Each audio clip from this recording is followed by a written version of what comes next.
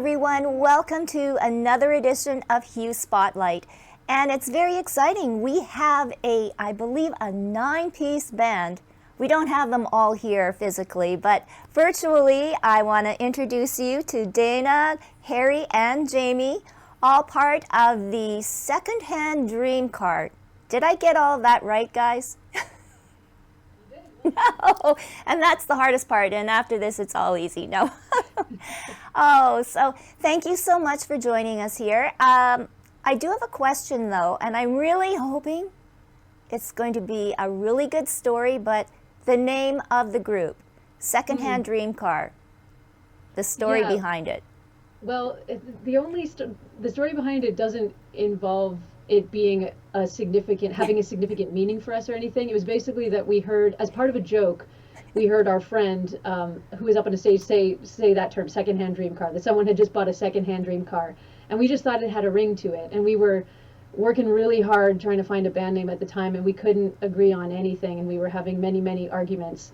And we couldn't even come close to agreeing on anything. And when we heard our friend utter that phrase, we all sort of looked at each other and we went, well, it's just got a ring to it, So we went with it, and then we had a period of doubt where we thought, no, it can't be that. And then we had some more arguments about what it might be, and then we realized we had put it on a poster by that point, and we were stuck with it. So the ship had sailed. Yeah. So that was the name. Yeah, it doesn't help when you cross out the name and put another name on the poster. But okay, so I'm going to go to Greg. How do you describe your band's music? Or Harry, sorry, Harry. Oh, all good. It happens all the time. Our band's music, it's sort of like contemporary blues, soul, R&B with a pretty rootsy sort of sound to it. It's definitely very lyrically driven, which is, I think, uncommon in our genre for it to be so focused on the lyrics, and especially when there's, so many other things happening too. I like to think that the music has something for everyone who likes different things in music. There's something for people who like words. There's something for people who like solos and grooves and dancing and musicianship and all that kind of stuff. So, yeah. Okay, so now Jamie, the band. It's not just you three, correct? That's correct. Oh, how many more are involved? I guess it'd be 3 cubed. Is that what it would be? 3, yeah. 3 cubed. Going back to whatever grade math that was. Yeah, there's 9 of us total. So the 3 of us here are sort of, I don't want to say core members because everyone's like a core member of the band, but we're the 3 people that kind of take care of the business side of things in the band. So yeah, but yeah, there's 6 more people besides us. Yeah. Okay, so definitely a full-sounding band, and we get a lot of music. Dana, how do you coordinate? And I might consider you maybe the quarterback since you are the lead vocalist, but how do you coordinate 9 musicians, and all of you come with a wealth of experience too? We do. So, in terms of the coordination, creatively speaking, it really does happen collectively and pretty synergistically in a way that you wouldn't think would work. And yet it does. There's usually, when we write, there's usually a core group of people, that 3 or 4 of us, or maybe even 2, that will get together and just, maybe someone will have had an idea that they bring, or we just jam something out. And it starts like that. And then I'll generally take that core material away, and because I sing the songs and I write the lyrics, so I'll kind of form it into whatever it's going to be. And then when we bring it to the rest of the band, whoever wasn't involved with the writing, the arrangements just come together as we jam the songs out together, and everyone, people have told us that the songs sound very arranged because we have so many people and so much going on, but everything is really in its place and it doesn't sound too busy. But that really does just happen from when we all get in a room together. We seem to know how to collectively, stay in our respective lanes and all that stuff, and it really does happen like that, which is pretty special, I think. Wow. I think. Yeah. Sorry, I think that like Dana mentioned, it is pretty organic, but it's probably because, like you mentioned, that there's so much experience people have as session musicians in the group, where everyone's sort of used to going in and being on a recording session or backing someone up, where they're gonna go in and really have to take their ego out of the equation and sit back and do what the song is calling for, So that's kind of everybody's first instinct when we're working on these songs. So most of it does just happen how it needs to happen, and every once in a while someone might have an idea or want something different and suggest something here or there or ask to make a change, but ego is really not a part of it, so it's always pretty easy for people to try things out and try and do what's best for the music. Jamie, I'm curious, who comes out to your shows and who is your general kind of audience?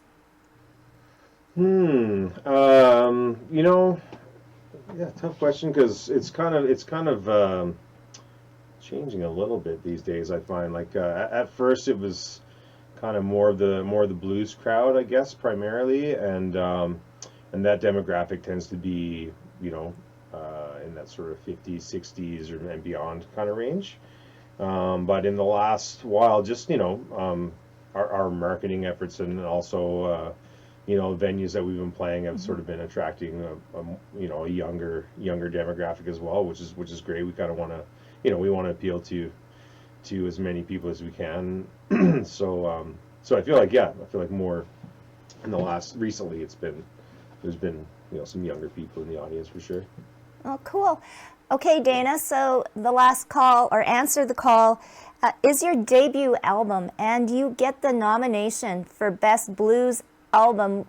What do you think it was about this album that really, I guess, triggered the nomination? Well, I mean, it's hard to know, but if I had to guess, I would say that, as a debut album, if I guess the album was accomplished enough to have achieved something like this, it's because of the, it's the band's debut album, but collectively everyone in the band, we've done so many albums. Like, it's probably close to 100 when you combine all 9 people in the albums that we've all either done as front people or just played on or worked on. Harry produces records, so it's definitely not a novice album, even though it's a debut album. Like, we've all been doing this a very long time, so it doesn't feel like, wow, come out of the gate just winning. It's like we've been at this a long time, so I think that's it. I would hope that anyone listening to this album, particularly industry people, would hear a wealth of experience in it. So, Harry, do you think that there's a spark for jazz and blues coming back? If you look at the Grammys, Olivia Dean, and some of the Brits that are coming forward in the music industry, maybe this is a good time for the band itself? I think you're spot on. Absolutely. I think it's been happening for a couple years too. There's lots and lots more kind of music in this space that's been getting more popular and having kind of a revival for the last probably 3 or 4 years. And seeing what happened with Olivia Dean and what's happening with her, definitely. I mean, that's pop music, but it's pop music that's like right in the classic vein of pop music and has a lot more to do with blues and jazz than most of what we call pop music nowadays. So I think it's really exciting time for people making music like us, because I think it's coming back into the spotlight a little bit. So for you, Jamie, I know that recording is great, and you've got the album out, but live performance, is that where we need to see the true colors of Secondhand Dreamcar? Yeah, absolutely. I mean, that's what we love to do. That's why we do this. I mean, making the album is a wonderful experience. And writing all the music together is a wonderful experience. But yeah, the energy of the live performance and playing for a crowd, and a lot of the crowds that we play for and the gigs we do are very like listening audiences, and they're there for the music. So yeah, it's our bread and butter, and we love it. And as Dana said the other day, it's like we kind of work on our new material at live shows sometimes. Like, we'll play these songs, kind of road test them like that. So really the albums kind of sound like how we do live, minus the energy of the audience and everything. So yeah.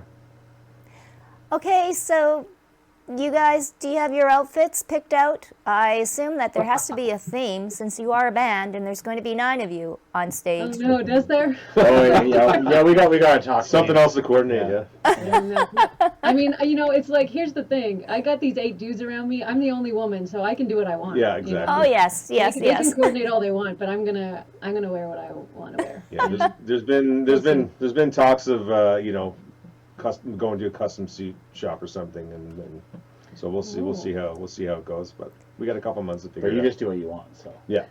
yeah. Or you could go with baseball caps and lumberjack shirts, kind of like that look too. I mean, Well- that's also a theme, isn't it? Yes, it Yeah, is. It kind of is too. Dana, you just have to wear your crown. That's all. That's it. That's it. Well, You thank understand you me so perfectly. much. Yeah, thanks so much. We're looking forward to it. Fingers crossed for you, the whole band. It's really exciting times. It's exciting times for Canadian music as a whole, and we wish you all the best. I'm going to let you can duke it out amongst yourselves to set the stage for the video that we're now going to play, The Meaning. Yeah, I can do that. She can do that better than anyone else. Yeah. So The Meaning's one of the songs from the album, and the lyrics are about a lot of things, but part of it, tells the story of how the band came to be and what that journey is like, and so that's the video that you're about to see, and some of the footage from that was taken at a club called Soho in Edmonton, which is unfortunately no longer, but it's where essentially this band was born, so there's that significance in there too.